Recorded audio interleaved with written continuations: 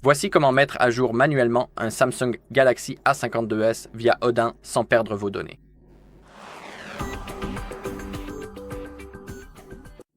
Bon, tout d'abord, nous devons vérifier quelle est la version actuelle de notre logiciel. Pour ce faire, ouvrez les paramètres, faites défiler jusqu'en bas et cliquez sur « À propos du téléphone ». Cliquez ensuite sur « Informations sur le logiciel » pour accéder à la version actuelle du logiciel. Dans mon cas, il s'agit du modèle A528BXXS1C, WA6. D6. Une fois la version connue, nous pouvons commencer par consulter notre page « Masquer réinitialiser les informations des données ». Vous pouvez voir le lien juste ici. Rendez-vous dans la section « Téléchargement » et tapez « OH », puis cliquez sur « Rechercher », sélectionnez la dernière version 3.14.4 et cliquez sur le bouton de téléchargement. Ensuite, revenez en arrière et tapez « Pilote Samsung », cliquez sur « Rechercher » et appuyez sur le bouton de téléchargement. Et téléchargez-les également. Ouvrez ensuite un nouvel onglet. En ce qui concerne mon numéro de modèle exact, c'est SMA 528B. C'est donc ce que nous devons taper dans un nouvel onglet. Ensuite, ajoutez Firmware. Je recommande vivement d'utiliser cette page, samfo.com. Ouvrez-la, faites défiler vers le bas. Ici, tapez votre pays ou le code CSC. Je ne sais pas pourquoi, c'est un peu lent.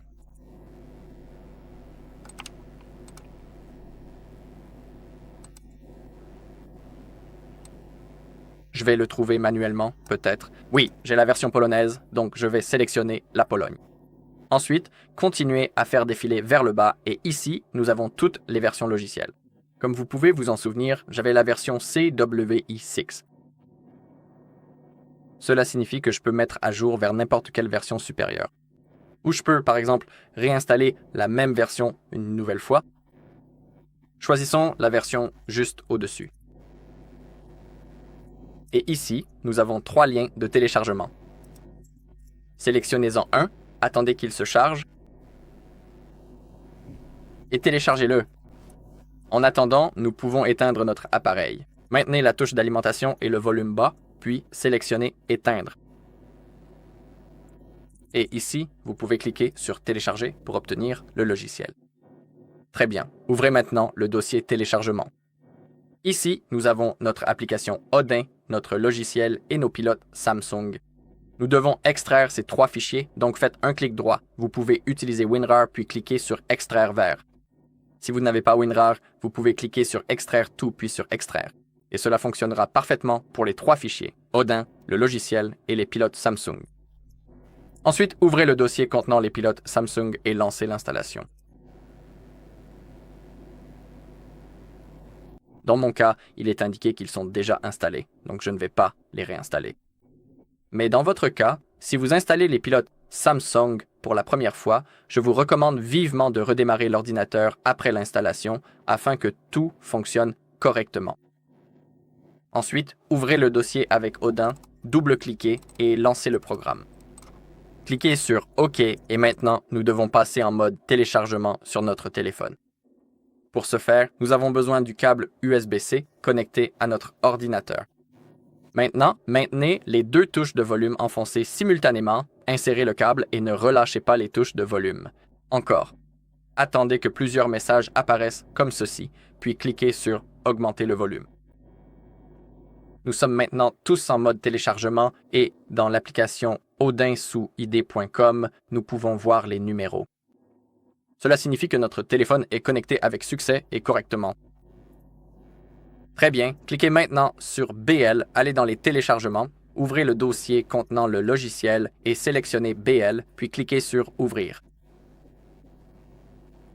Maintenant, cliquez sur AP, sélectionnez le fichier AP, puis cliquez sur Ouvrir.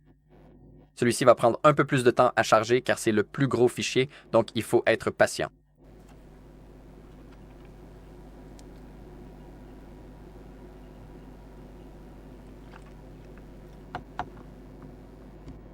Je recommande fortement d'utiliser le câble USB-C Samsung d'origine ou un autre câble de bonne qualité. Parce que, généralement,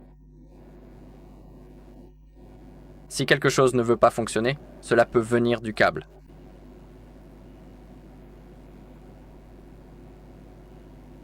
Très bien, maintenant cliquez sur CP, sélectionnez le fichier CP, puis cliquez sur Ouvrir.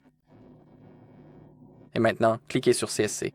Et il est vraiment important de sélectionner Home CSC, car si vous choisissez accidentellement le CSC normal, le téléphone effectuera une réinitialisation d'usine. Nous ne voulons pas cela, nous voulons simplement mettre à jour le logiciel, c'est tout. C'est pourquoi nous devons sélectionner Home CSC. Ensuite, cliquez sur Ouvrir et cliquez sur Démarrer. D'accord, si cela ne veut pas démarrer, laissez-moi reconnecter le téléphone une nouvelle fois. Cliquez sur Démarrer. Voilà, maintenant ça a démarré. Cela doit apparaître juste ici.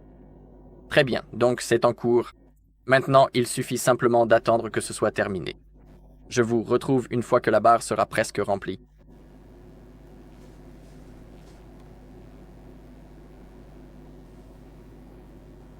Voilà, nous avons presque terminé.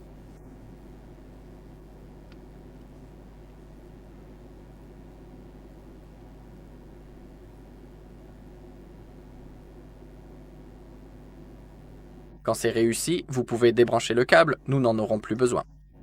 Nous pouvons également fermer l'application Odin et tout ce qui tourne en arrière-plan. Et maintenant, je vais vous montrer que la mise à jour s'est bien déroulée.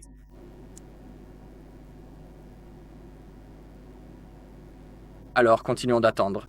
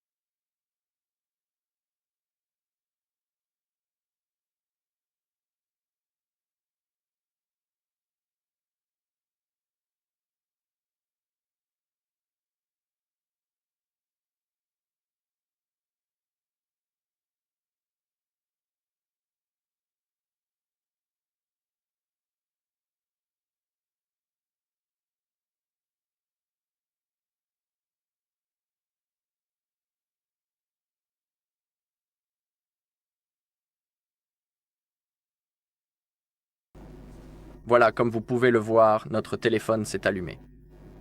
Vérifions maintenant la version. Cliquez sur les paramètres. À propos du téléphone, quelques informations. Et ici, comme vous pouvez le voir, la mise à jour s'est bien déroulée et nous avons une nouvelle version. Voilà, c'est tout pour cette vidéo. Merci à tous d'avoir regardé. Si cette vidéo vous a été utile, n'hésitez pas à laisser un like, un commentaire et à vous abonner.